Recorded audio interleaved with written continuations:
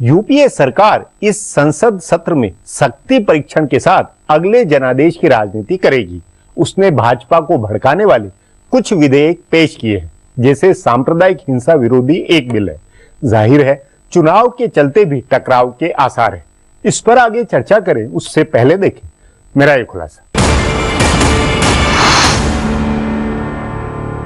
15वीं लोकसभा का आखिरी सत्र कल से शुरू होगा। इस सत्र में क्या होगा इसका मोटे तौर पर अंदाजा लगने लगा है। संसदीय कार्य मंत्री की बुलाई सर्वदलीय बैठक में विपक्ष के सांसदों ने अपने तेवर दिखा दिए। सत्ता पक्ष ने भी जवाबी आरोपों में देरी नहीं लगाई। सो जाहिर है कि इस लोकसभा के आखिरी सत्र में भी पक्ष और विपक्ष के बीच कोई सद्भाव नहीं बन रहा है। लोकसभा में विपक्ष की नेता सुषमा स्वराज ने दो बहुत मार्के की बात कही। उन्होंने कहा कि सरकार पहले अपने सांसदों को काबू में रखे और उन्हें हंगामा करने से रोके, उसके बाद विपक्ष उसके बिल भी पास करा देगा। दूसरी बात उन्होंने सरकार की कार्यसूची पर कही। उन्होंने 39 विधेयकों की सूची देखकर कहा कि ऐसा लग रहा है कि यह राहुल गांधी और कांग्रेस का चुनावी एजेंडा है। गौरतलब है कि राहुल गांधी बार बार कह रहे हैं कि भ्रष्टाचार के खिलाफ लड़ाई के लिए सिर्फ एक लोकपाल बिल काफी नहीं है, उसके साथ 6 और विधेयक पास होने चाहिए जो संसद में लंबित हैं। भ्रष्टाचार रोकने के इन विधेयकों को पास कराना राहुल गांधी का एजेंडा है। उन्होंने विपक्षी पार्टियों से इस पर सहयोग की अपील की है, पर भाजपा का कहना है कि उसने लोकपाल पर भी सहयोग किया और बिल पास करा दिया।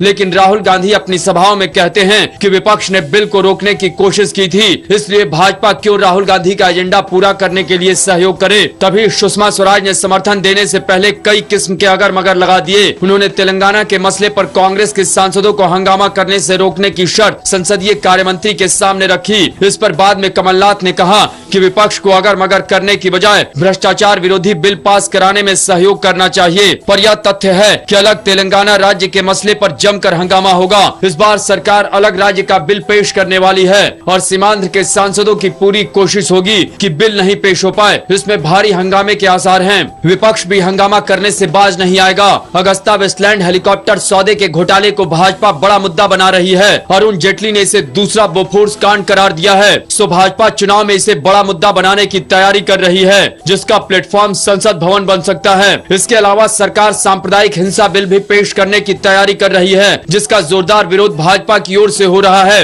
इन दो मसलों पर भाजपा के सांसद भी हंगामा करेंगे। अगर सरकार सांप्रदायिक हिंसा बिल लाती है तो वो विपक्ष का सद्भाव गवाएगी। तभी कई पार्टियों ने कहा है कि सरकार को सिर्फ लेखानुदान पास कराकर संसद सत्र खत्म करना चाहिए। यह शीतकालीन सत्र का विस्तारित चरण है, इसलिए इसमें बहुत लंबा चौड़ा एजेंडा रखने की जरूरत नहीं है। लेकिन चुनाव से पहले आखिरी सत्र होने की वजह से सरकार इसमें कुछ ऐसा कर देना चाहती है जिससे उसकी वाहवाही हो और चुनाव में जाने का एजेंडा मिले। इसलिए भी भाजपा और दूसरी विपक्षी पार्टियां ऐसा माहौल बनाएंगी जिससे कांग्रेस को अपनी वाहवाही कराने का मौका नहीं मिले।